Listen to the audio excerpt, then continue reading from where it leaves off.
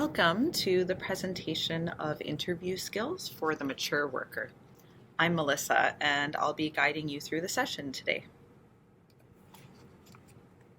This presentation has been developed with the mature worker in mind, so I'll be walking you through tips and strategies that you need to best prepare yourself for a job interview. If you haven't already watched the session on job search skills, I encourage you to take the time to watch that session. And if you have already watched it, then you may find some common themes. If you have a notebook handy, you're welcome to pause this video at any time and take the notes that you need. And if you have any questions, please feel free to leave a comment below and we'll get back to you with an answer as soon as we are able. Carrie Hannon is an author of a book called Great Jobs for Everyone 50 Plus. And in his book, he says, interviews are all about chemistry. You're teaming up with the employer to make a partnership that will benefit both parties. We need to remember that the interview is important for both us and the employer to go through. It helps us feel confident in our ability to work alongside each other. If you're feeling nervous about the interview, the employer is feeling just as nervous because throughout the interview, you're both looking for that right fit. Am I the best fit for this position and this company? Can I get along with this employer? Will the employer support me in my job goals? Will I be able to support the employer in the company goals? And that's what the interview is really all about. So in the job search skills session, I presented skills needed for the 21st century. And here we're going to take a closer look at 4 areas employers would like to see demonstrated or learned by their staff. So I encourage you to reflect on each of these 4 areas and think about how you would explain to an employer in an interview setting that you're able to demonstrate these skills or learn these skills. And I'll give you some examples. Drive and grit means that you're able to stay focused and push through challenges that may arise. Even if the result is failure, looking at how to see the outcome as a learning opportunity rather than a mistake or a problem. Determination to complete the task and to see it through is key. Curiosity and learning means that we can explore and open our minds to new possibilities. Can we learn new skills? Can we seek out a mentor? Or can we provide mentorship to someone else? Are we open to other job opportunities that we might not have considered in the past? Empathy and cultural awareness means our ability to understand people, to respect each other, to be open to working with people from diverse backgrounds. The workplace today is very diverse, and this includes mature workers who bring so much value to organizations. Do we know how to explain our value to younger employers and still demonstrate empathy and understanding for the challenges that our younger colleagues may face? Initiative and creativity can mean, how do we problem solve? How can we find more efficient ways to accomplish tasks? Can we find a creative way to accomplish the task? Do we normally wait to be instructed? Or do we take initiative? Are we motivated to do things on our own? So take some time now to reflect on your character, your behavior, your values. How do these line up with these 4 areas we've just discussed? How would you best describe yourself to an employer using these key themes?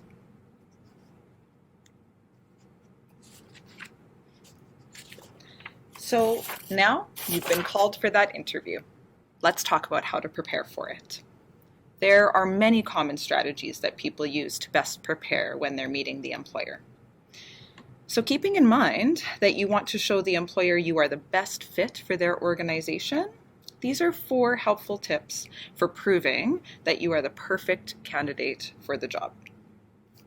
So first, you have to find the right job. If you watched our session on job search skills, we looked at some ways that you can reflect on who you are to help guide you to where you want to go. And so finding the right job means that we're applying for things that we're truly interested in. The employer is going to get a sense right away that we are speaking about something that interests us and that we're able to confidently match our skills and interests to the job they're offering. Secondly, do your research. Spend time thoroughly looking into the company's values, looking at their website, even Google review them.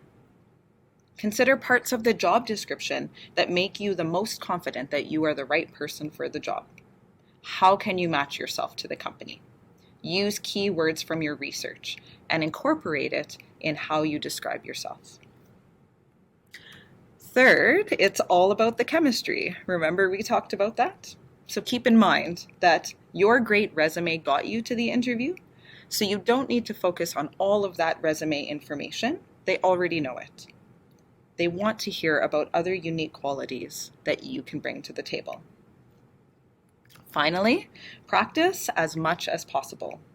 You may think you can wing it, but it really helps to take a more mindful approach. Consider what kinds of questions they might ask and write your answers to those questions. Practice speaking those answers out loud in front of a mirror or a trusted friend and listen to their honest feedback. And consider asking your employment consultant for a mock interview. This is a great way to practice in a real context. Take time to reflect on who you are and write key descriptors of yourself, such as your personality, your character, your values. This will go a long way in preparing how to present yourself in the best possible way. So on the day of the interview, there are many other things that you can do to prepare yourself.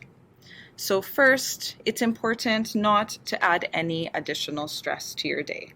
Try to keep your same routine.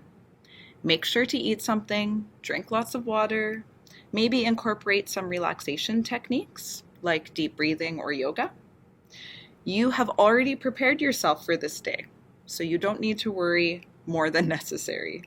Remember, everyone is nervous about the interview. It's totally normal. It's also important to dress yourself properly for the interview. The best advice is to do your research and dress as if you were already employed at that organization. If you're in doubt, it's better to dress above the normal standard. You can talk to your employment consultant for more advice on what is appropriate dress attire for the interview. But you can also look it up online for some ideas of what you could wear to really stand out. So we've all heard that punctuality is very important for the interview, but what does that really mean? Make sure you know how to get to the location, how long it will take you to arrive there. Try to be in the area of the interview location about 20 to 30 minutes before. But you don't need to check in just yet. You could go for a short walk, you could rehearse in the lobby, you can practice your deep breathing techniques, you could use the washroom. Around 10 to 15 minutes before the interview, then you can check in at reception. And be very clear about who you are and why you're there. And most importantly, be respectful and polite to everyone that you meet. The receptionist is just as important as the employer in the interview process, because what is their first impression of you?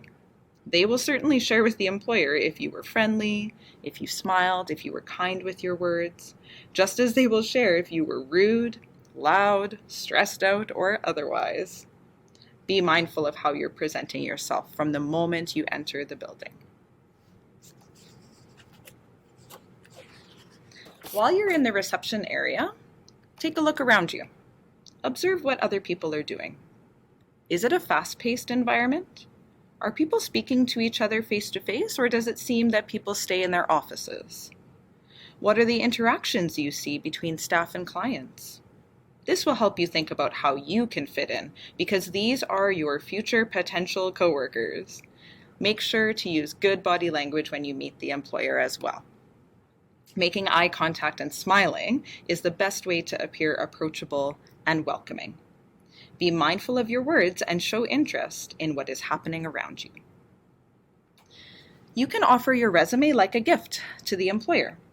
They might already have a copy, but they could have been rushing that day and they forgot to print one. Having extra copies shows that you were well prepared, and you can use a copy for yourself to follow along as reference through the interview. Be careful what you're doing with your body. No slouching, crossed arms, or an overly serious facial expression. You want to come across as interested and excited to have a conversation about this job opportunity. So during the interview, be really careful not to rush through your answers. Take time to give meaningful responses. You're going to be a bit nervous, so your pace of speech will naturally speed up. It's okay to take some deep breaths. It's okay to pause before answering. You want to make sure the employer is understanding what you're saying and that your answers come across as well thought out and well prepared. This is why writing your answers down and practicing before the interview is helpful advice. As a mature worker, you have a lot of life experience, so be enthusiastic and be passionate about sharing the skills you've developed over time. Find ways to explain how your continuous learning will help the organization in the future. Make sure to share all the most important points you want to get across to the employer.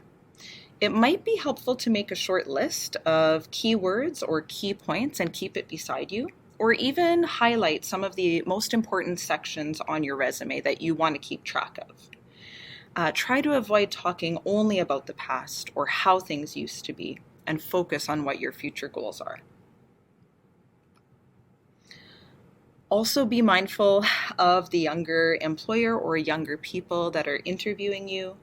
Chances are that most people you encounter are going to be younger than you, so try to come across as not stuck in your ways or unwilling to learn new skills. Avoid talking about how it used to be and just focus on the future opportunity.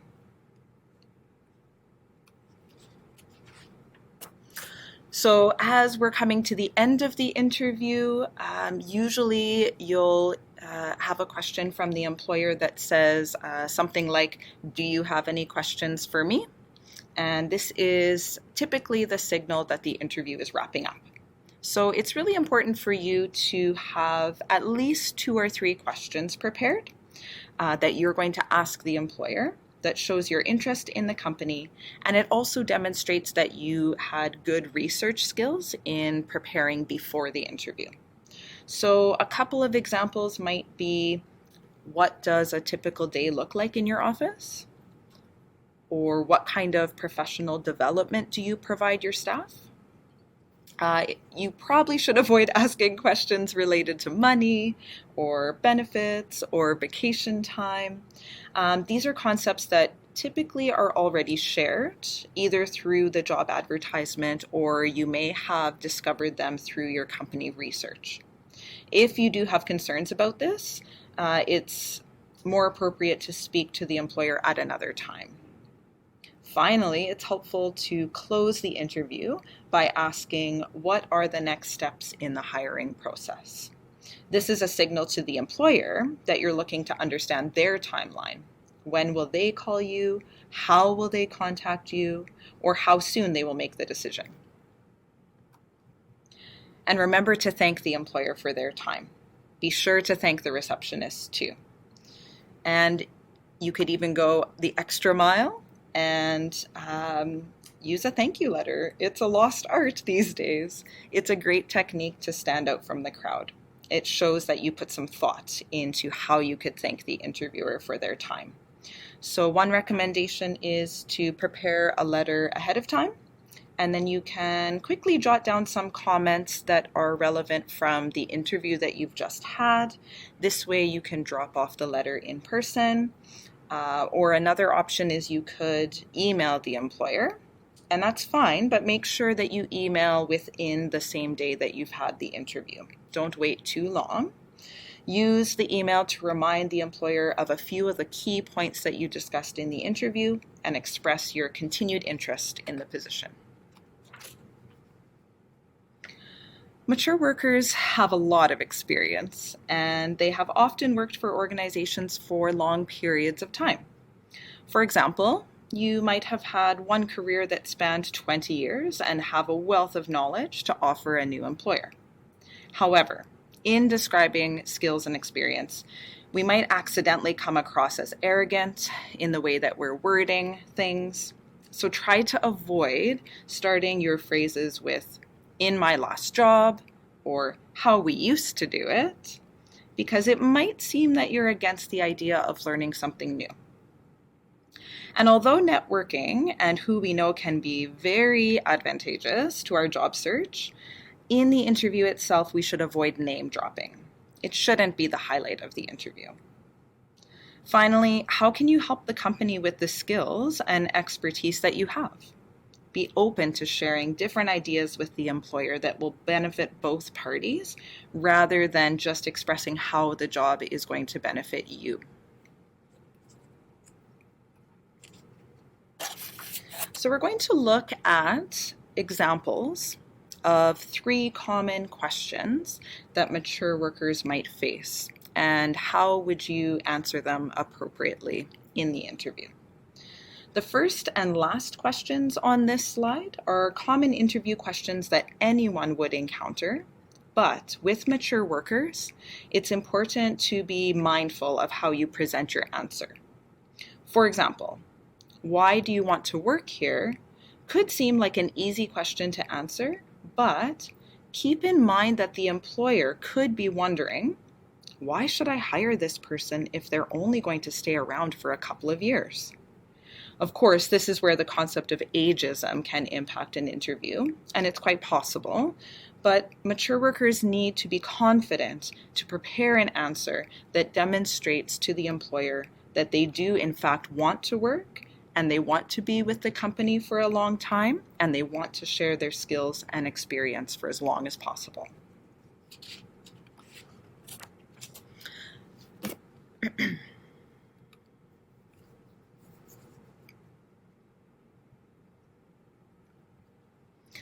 Let's look at the question, why do you want to work here? In this answer, it's obvious that the person has done their research of the company. They have identified what values are important to them and why they are interested in this particular company. They are answering the question in a way that shows they are a match for the company values, and it demonstrates their passion and interest for the position. You'll notice that they have not mentioned anything about how much money the job is offering, or how many hours they will get, or other ways that it would benefit them. The focus is solely on how the person will be the best fit for the company. And the way they've answered promotes a mutual benefit for both parties. So you have to remember that chemistry and connection that we talked about earlier.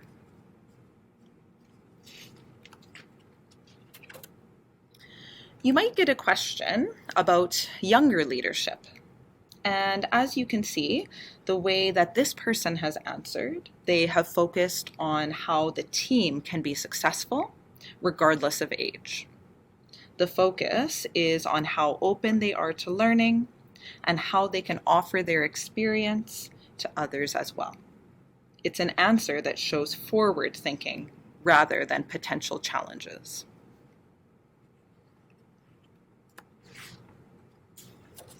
This is a particularly difficult question, so I encourage you to spend time reflecting on how to best answer it. There's many different ways that you could answer this question. As you can see, this person has not focused on things like, I got laid off, I retired, my hours were reduced. Instead, this person has used it as an opportunity to show their love of learning and their openness to gain new skills. They connected their past experience with university students with the new company's work with adult learners. And they finished the answer by reminding the employer they are open to any position that best matches their skills.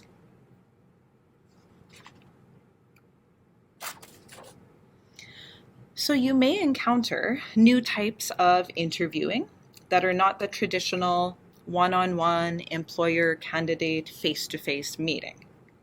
For example, panel interviews are becoming more common. And this means that you may be interviewing with 2 or more people, and those people will be asking you different kinds of questions. The reason for this type of interview is that the company wants to make sure you are the right fit for the people that you will be working with. Maybe the job will involve a lot of teamwork, so involving the members of the team in the interview gives those team members a chance to see if they can work with you, and vice versa. Skype, video, or phone interviews are also becoming more common. And digital literacy is an important skill to have. So you might be asked to record yourself answering a series of questions, or you may find yourself having a Skype chat with an employer from your home. It's a way for the employer to see how you're able to use technology, and it also might be a time-saving feature for them.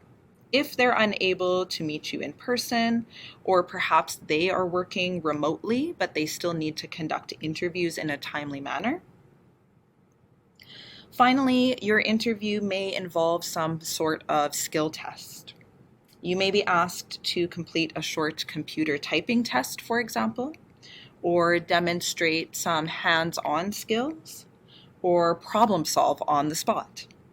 It's a great opportunity to show the employer that you have the ability to be flexible and to complete the tasks that are required on the job. It gives them a unique insight into who you really are. I'd like to leave you with a quote from John Tarnoff. "Interviews are interviews. They're scary, intimidating, and we have a lot riding on them. An interview can be challenging, especially for mature workers. You may have not had an interview in a very long time, or you may not feel very comfortable with these new styles of interviews that are happening today. But I hope by watching this session, you're already preparing yourself for that future interview and polishing your techniques so you can best present yourself. And keep in mind that you can use these techniques as you present yourself in your network, as you meet new people, as you seek out that perfect job opportunity. Preparation is key. Practice is important. And be willing to ask for help. Good luck, and I wish you all the best in achieving your job goals. Thank you so much for joining me today.